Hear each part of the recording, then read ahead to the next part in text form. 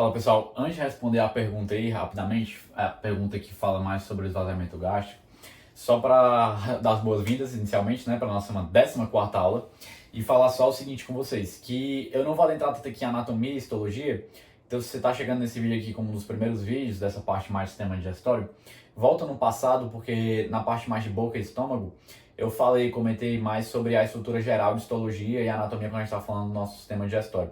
Anatomia eu fiquei mais restrito da boca ao estômago, mas histologia eu dei um geralzão bom que se aplica a basicamente todo o tubo digestório.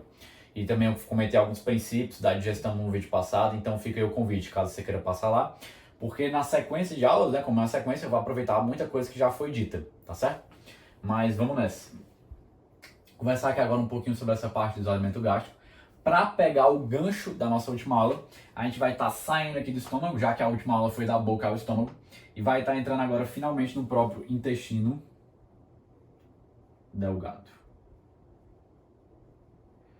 Então eu fiz esse desenho aqui totalmente contra todas as realidades anatômicas, contra todo o padrão anatômico, num desenho totalmente livre para falar de fisiologia, tá? Então depois vocês podem ver um pouquinho mais de anatomia da conexão estômago-duodeno mesmo, né? Que seria essa porção mais inicial quando a gente está falando de intestino delgado, nos próprios livros, né? O Moore tá muito bom, enfim. Porque isso aqui é muito importante também para você entender a radiologia, né? Porque lembra até a professora Norma, né? Muito boa, ela comentava a radiologia bem do duodeno, né? Que você tem que saber ali justamente as curvaturas, qual que faz descendo, ascendente, descendente, enfim. Não é o foco, fiz esse desenho simplificado só para fazer esse adendo, tá? Mas dando seguimento às nossas aulas, a nossa aula vai ser justamente dessa passagem aqui do estômago, envolvendo ainda ele, para frente, tá certo? Envolvendo principalmente o intestino delgado, que é o que eu vou comentar, e também as glândulas ali mais acessórias, mais ali que estão ali próximas mesmo, os órgãos acessórios, né, as glândulas acessórias do nosso sistema digestório. As glândulas salivares, já falei bem na última aula, então eu vou citar agora duas, porque são três, né? Glândulas salivares já foi. Então eu vou citar também a própria questão do fígado e do pâncreas, essas duas glândulas acessórias muito importantes para a gente consiga ter uma digestão eficaz, tá certo?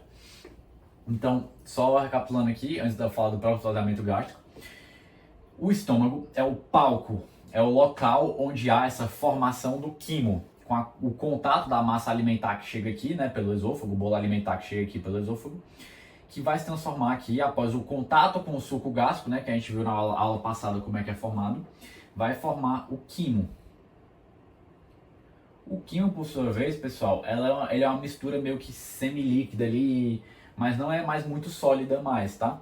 É uma coisa mais líquida mesmo. Então o quimo já é essa substância aqui mais líquida, bem mais líquida do que o que chegou aqui como bolo alimentar, tá certo? Só que o que acontece? Esse quimo vai passar aqui para o duodeno.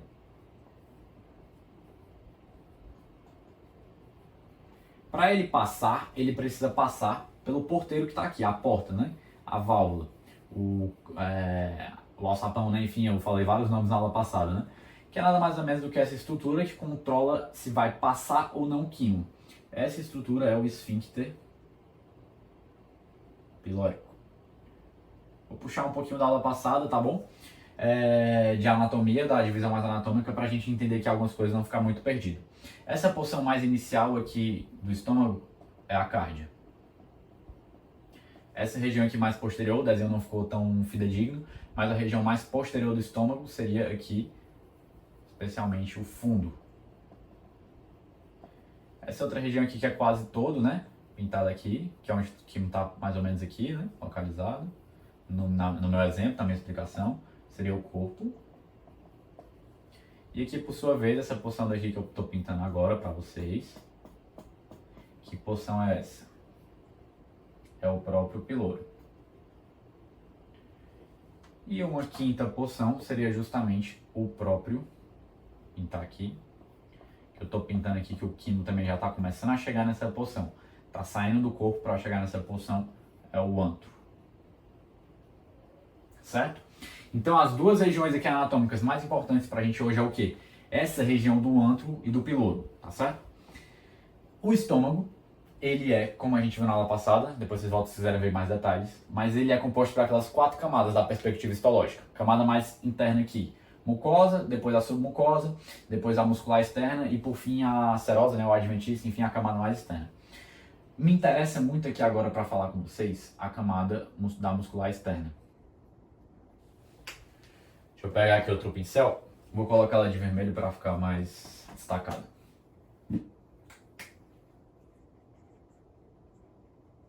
Que é composta pela longitudinal interna, ou perdão, pela circular interna e a longitudinal externa, lembra? E que entre essas duas, né, que seria a circular interna e a longitudinal externa, a gente tem aquele plexo, né? Também vai ser importante aqui para mim, que é o plexo mioentérico.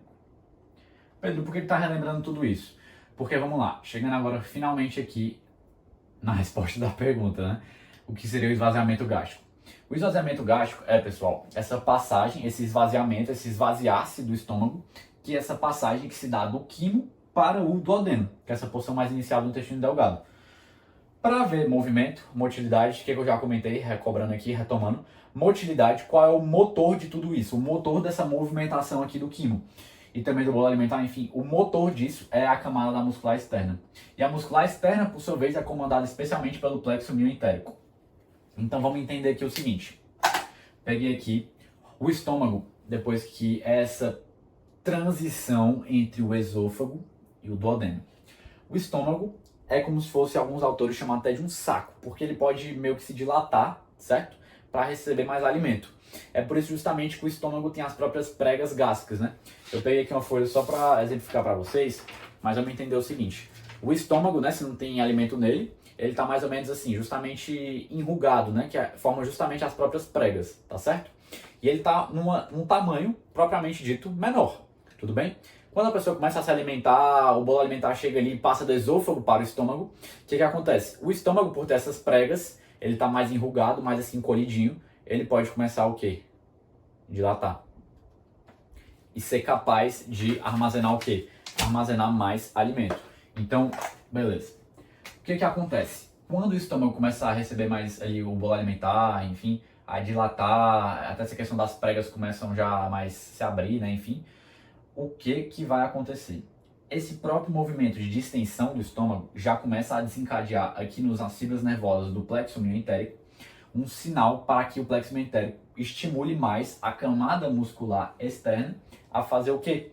A se contrair, especialmente a camada muscular externa aqui da região do antro, tá certo? Então, quando tem a distensão, principalmente da camada muscular externa ali da região do antro, a gente vai ter o quê? A gente vai ter contrações muito importantes para que haja justamente a movimentação do quimo, tudo bem? O quimo que foi formado aqui no estômago. Essas contrações vão fazer chegar até aqui, e também vai ter o quê? Vai ter a própria abertura do piloro para que possa passar aqui o quê? O quimo e chegar finalmente aqui no duodeno, certo? Além disso, o que eu quero dizer aqui para vocês sobre o estômago? Que aqui no estômago a gente não encontra a célula G, que eu comentei na aula passada. A célula G, por sua vez, tem como principal papel, que eu também comentei, o próprio estímulo da produção de HCl, certo? Pelas células parietais, só revisando também. Mas a célula G, que produzem a gastrina, certo? Então, o mecanismo que elas estimulam, né, agem, a célula G, é pela própria gastrina. A gastrina também aumenta a motilidade, o trabalho da muscular externa, certo? Para que haja essa maior contração e o consequente movimento do quimo para chegar no duodeno, tá certo? Então, o que eu queria comentar com vocês? Que aqui eu citei praticamente duas coisas, certo? Que a gente tem um controle aqui, principalmente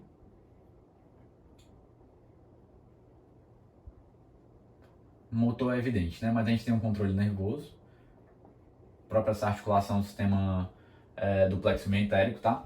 Duas eu vou chegar agora. Comentei principalmente do nervoso, principalmente essa parte da distensão, também tem a parte da gastrina. Essa distensão do estômago gera um estímulo aqui do plexo mioentérico, consequentemente há um estímulo da muscular externa, que é músculo liso, né, enfim. Há um estímulo dessa camada da muscular externa e vai ter o quê? Essa contração e essa passagem do quimo para o duodeno, certo? Estímulo nervoso, principalmente que eu comentei até agora. Agora o que acontece? Há também um importante estímulo hormonal. E é isso que eu quero conversar um pouquinho com vocês agora. Aqui no nosso duodeno, a gente encontra o quê? Células também, próprias células que são células hormonais, que produzem hormônios, tá certo? No duodeno a gente também encontra as 4 camadas essenciais que eu comentei na aula passada com vocês, não vou me alongar tanto aqui. Eu quero ficar claro o seguinte, que a gente também vai ter uma regulação do esvaziamento gástrico, além da parte nervosa, também na parte hormonal. Como assim, Pedro? Vem comigo. Quando começa a chegar o quimo aqui no duodeno, o que acontece? Não pode chegar muito quimo, porque se chegar muito quimo, não dá tempo de haver uma digestão adequada do quimo aqui no próprio duodeno. Então tem que chegar menos. Então o que vai acontecer? O duodeno vai participar ativamente da regulação do esvaziamento gástrico via mecanismos hormonais. Vamos lá, é tranquilo, vem comigo. Especialmente 2 hormônios. Quais? A gente tem aqui no duodeno diferentes células, não vou entrar nesse mérito para não alongar, mas essas células, quando elas começam a perceber vou dar aqui alguns exemplos de estímulos que vão estimular essas células a produzir os 2 hormônios que eu já vou citar. Quando começa a ter uma distensão exagerada do duodeno, muito alta. Quando está muito ácido, vou botar aqui 3 setinhas para cima, né? Quando a acidez está muito elevada. Quando eu tenho uma quantidade muito abundante de, propriamente dito, não muito abundante, mas quando eu tenho naturalmente peptídeos, gordura, lipídios, né?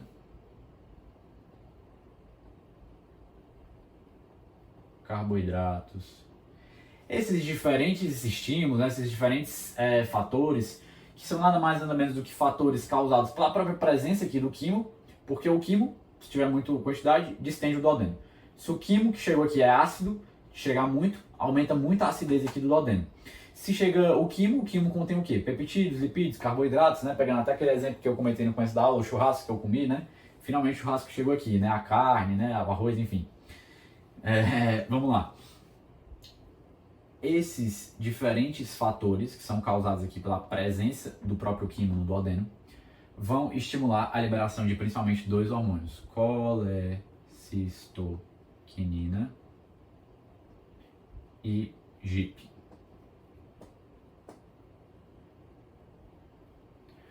A colecistoquinina e o GIP, por sua vez, vão entrar aqui na circulação sanguínea, chegar aqui na região do estômago e levar ao quê?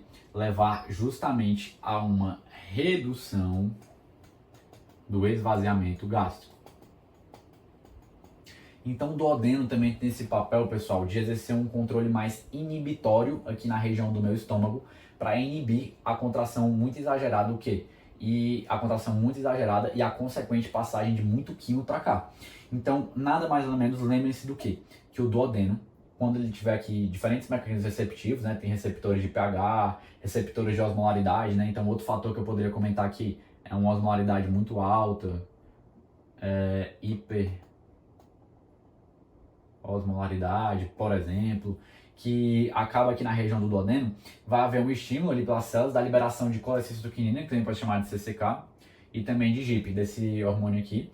E, consequentemente, vai haver um retardo, uma redução da velocidade do esvaziamento gástrico, tá bom? Era basicamente isso que eu queria comentar com vocês, destacar só para recapitular. O quimo é formado no estômago. O quimo, por sua vez, passa para o intestino delgado.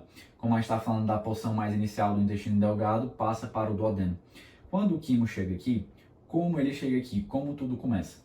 A simples presença do quimo, dessa material, dessa substância aqui no nosso estômago, o distende. Essa distensão gera sinais estimulatórios para o plexo mioentérico, e o plexo mioentérico, por sua vez, estimula a muscular externa a contrair, especialmente o antro.